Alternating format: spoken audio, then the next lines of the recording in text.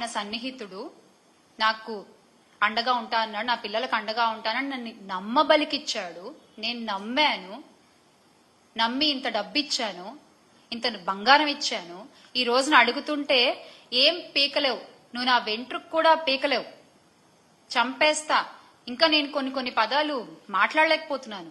అటువంటి దుర్భాషలాడి, అటువంటి భాషని ఉపయోగించి ఒక మహిళపై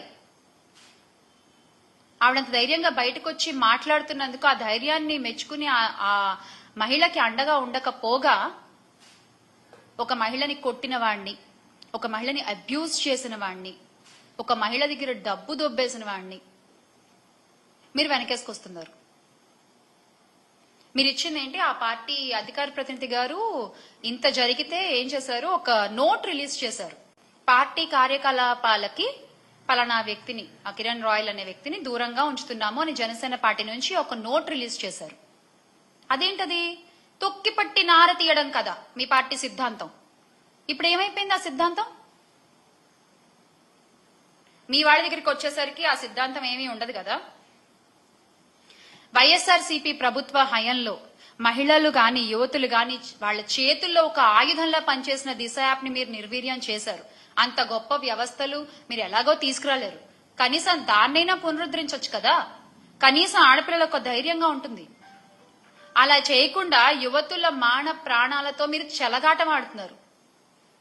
నిజంగా చెలగాటం ఆడుతున్నారు. రాష్ట్రంలో శాంతి భద్రతలు క్షీణిస్తున్నా నిత్యం వాటిని డైవర్షన్ పాలిటిక్స్ తో కవర్ చేసుకుంటూ ప్రతి నెల ఒక్కొక్క టాపిక్ దొరుకుతుంది మీకు. భలే అసలు జరిగే అన్యాయాల్ని కవర్ చేయడానికి, జరిగే అన్యాయాల్ని డైవర్ట్ చేయడానికి, మీకు అనుకూలంగా ఉండేటువంటి పచ్చ మీడియాల్లో వాటిని యథేచ్ఛగా ప్రచారం చేయడము, ప్రజల్ని నమ్మించే ప్రయత్నం చేయడము. అంటే చట్టం అనే ఒక కనీస గౌరవం కూడా లేకుండా మీరు ముందుకు దూసుకుపోతున్నారు. అన్యాయాలు, అరాచకాలు చేసుకుంటూ, అత్యాచారాలు చేసే వాళ్ళని వెనకేసుకొస్తూ. అందుకే ఎవరన్నా ప్రశ్నిస్తుంటే కూడా చంద్రబాబు నాయుడు గారు అది సహించలేని ఒక స్థితిలో ఉన్నారు. ప్రజల దగ్గర ఇన్ని ప్రశ్నలు ఉన్నాయి. ఈ రోజున ఇన్ని ప్రశ్నలు ఉన్నాయి ప్రజల దగ్గర. సరే, సూపర్ 6 హామీలు అంటామా, అవి పక్కన పెట్టండి. అవి కాకుండానే ఇన్ని ప్రశ్నలు ఉన్నాయి.